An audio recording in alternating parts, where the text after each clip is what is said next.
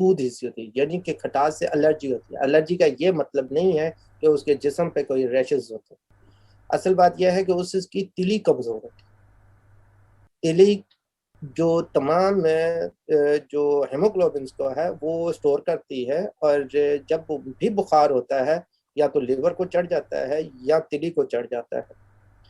اب ایسے حضرات وہ جو سرکے کی بنی ہوئی چیزیں، جیسے میں پوچھتا ہوں ایک آدمی کو نا کہ بھئی آپ کو جو آپ نے کبھی سرکہ کھایا؟ وہ کہے گا نہیں میں نہیں سرکہ کھایا۔ میں جب اس کو بولتا ہوں ڈونر کباب کی جو ہری مرچ ہے وہ کھائی ہے؟ جی وہ میں روز کھاتا ہوں۔ اس کا مطلب یہ ہے کہ سرکہ آپ کھاتے ہیں۔ بعض لوگ ہیں کروننگ استعمال کرتے ہیں سیلڈ کے اوپر، جو استعمال کرتے ہیں اس کے اندر بھی سرکہ موجود ہوتا ہے۔ جو سیلڈ کی جو ڈریسنگ ہوتی ہیں اس کے اندر سرکہ استعمال کیا جاتا ہے۔ ترکی کھانے، لیبنیز کھانا، ان میں بہت زیادہ سرکہ موجود ہوتا ہے۔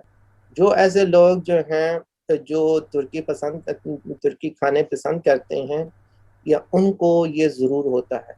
اور بعض ایسی خواتین ہیں جو اپنا وزن کم کرتی ہیں اور وہ لیمن ڈال کر اپنے وزن کم کرنے کی کوشش کرتی ہیں تو ان کو بریسٹ کینسر ہو جاتا ہے، ان کو پولیسسٹیکل اووریز ہو جاتی ہیں۔ یہ بھی ایک قسم کی گلینڈز کے اندر لائپوما بننے کے رجحان ہوتا ہے۔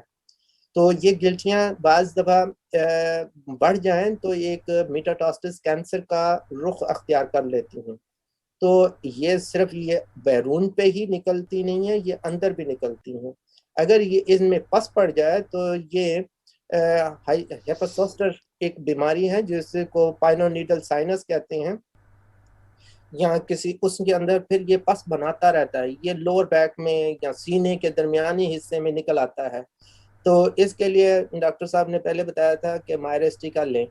تو یہ ہے کہ جب آپ کھٹی چیز لیتے ہیں اور اس کے ساتھ دودھ لیتے ہیں تو یہ پس بناتا ہے، اور اگر کھانے میں سٹرک ایسڈ ہے یعنی کہ نہاری مسالہ، جو باہر کے مسالے ہیں، نہاری مسالہ ہو گیا، چاٹ مسالہ ہو گیا، یا شان کے کوئی بھی یا دوسرے تیسرے جو بھی نامور مسالے ہیں ریڈی میڈ، ان میں سٹیبلائزنگ کے طور پر سٹرک ڈالا جاتا ہے کہ بھئی اس کو ٹیسٹ کو انہینس کیا جائے اور ان کے مسالوں کو کافی لمبا دیر تک رکھا جائے۔ جیسے ہی اس کے اندر نمک ڈلتے ہیں یا سٹرس چلتا ہے تو اس میں تابکاری پیدا ہو جاتی ہے جو انسان کے گلینڈز کے لیے انتہائی خطرناک ہوتے ہیں۔